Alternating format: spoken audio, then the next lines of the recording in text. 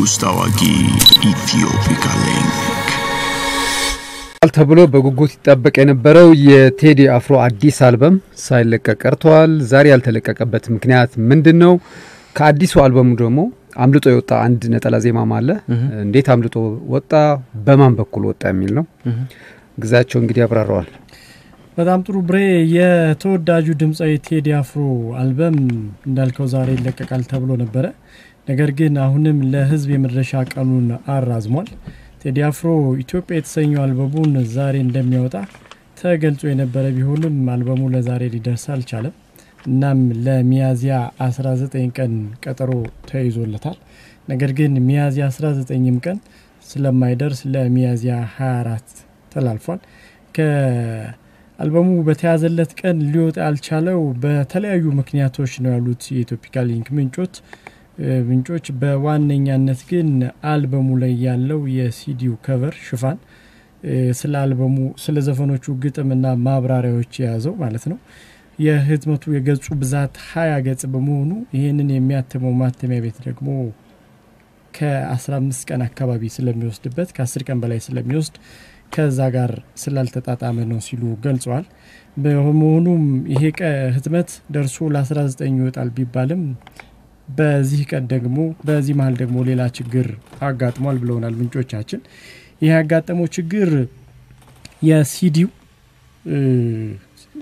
አልበሙ ላይ ካሉት 14 ዘፈኖች መካከል ሲዲው ሲታተም አንዳንድ ሲዲዎች ላይ የዘለለ 5 ዘፈኖችን ብቻ በመያዙ ያ ስተት በመገኘቱ ይሄ ወደ ገበያ ከመውጣት ይልቅ ተለቅሞ እንዲወጣና ደረጃውን የጠበቀ 14 ዘፈን የያዘ ሲዲ እንዲታተም በመደረጉ ብዛት ያላቸው ሲዲዎች በመለቀማቸውና ያ ደግሞ እንደገና ወደ ኋላ በመጎተቱ የቀኑ መራዘም እንዲሊሄድ ችሏል ብለዋል ምንጮቻችን።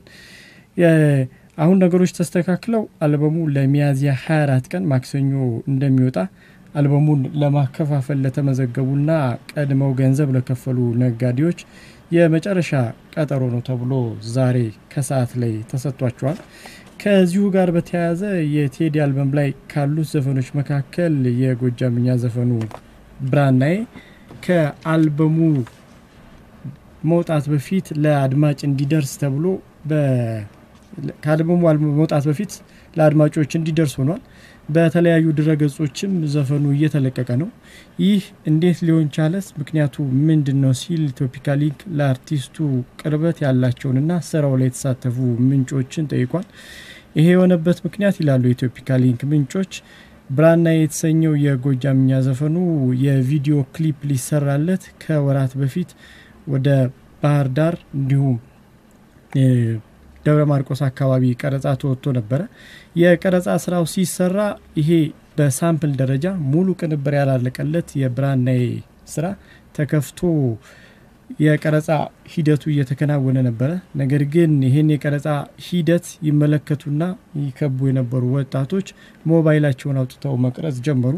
ይሄ እንዳይሆን ስራው ገና ለህዝብ ያልደረሰ ስለሆነ እባካችሁ በሞባይል መቅረጻችሁን አቁሙ ተብለው አንዳንድ ወጣቶች ይሄንን ሲያደርጉ ነበር ብለዋል ምንጮች።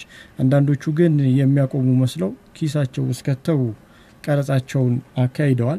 በተለይ ደብረ ማርቆስና ዲማ ጊዮርጊስ አካባቢ ቀረጻው ሲደረግ ይሄ ነገር በስፋት ተስተውሏል ብለዋል። እና በሞባይል የተቀረጸው ስራ አሁን አልበሙ ከመውጣቱ በፊት በተለያዩ ድረገጾችና በተለያዩ ሰዎች በመቀባበል እንዲሰማ ተደርጓል ሲሉ ምንጮች ገልጸውልናል።